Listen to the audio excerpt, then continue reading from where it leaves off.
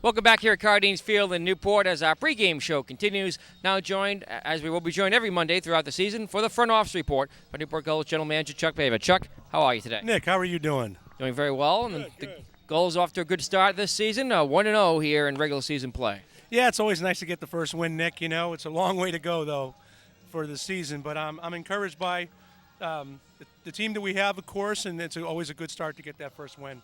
Newport, the first win of the season on the road at Mystic on Saturday. Of course, with the league now with 10 teams, the Gulls in Mystic as well as the Gulls in the other Eastern Division teams will be playing each other 10 times this season, or rather 8 times each this season. That's correct, Nick. You know, the interesting thing is I think that's the first time in a long time that the Gulls went on the road for the opening game. We're always home.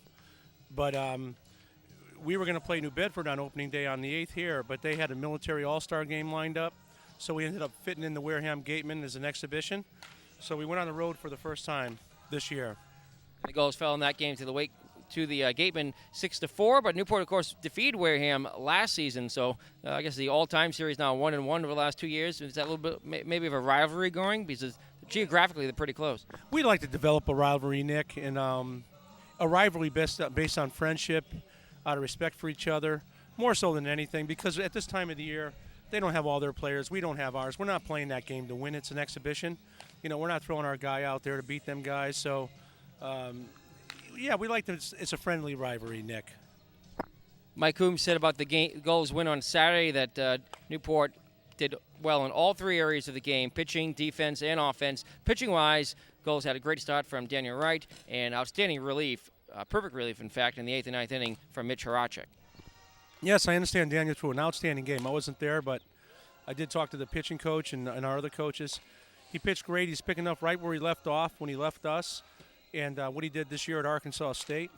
And Mitch is a quality arm, and he went out there and slammed it. You know, I was happy to hear that. He's just going to be a guy who's going to continue to step up, and encouraged by that, Nick. Game 2 of 42 is tonight here at Cardines Field, Chuck, and the Gulls have Tanner Kleberod starting on the mound. Yes, Tanner from Washington State University. I'm really excited to see him pitch. When we were doing our recruiting on Tanner, Coach had some really nice things to say about him. He felt that in time he could perhaps be the best pitcher in his time at Washington State. That says an awful lot. You know, he's a quality kid. He's a quality arm. I'm looking forward to seeing him pitch. I understand he's got great movement on his pitches. You know, he ended up starting out as a weekend starter at Washington State, a weekday starter, and he finished up as a Friday night guy. That's impressive for a young freshman at a program in the Pac-12. Friday night guy means you're the best pitcher on that staff.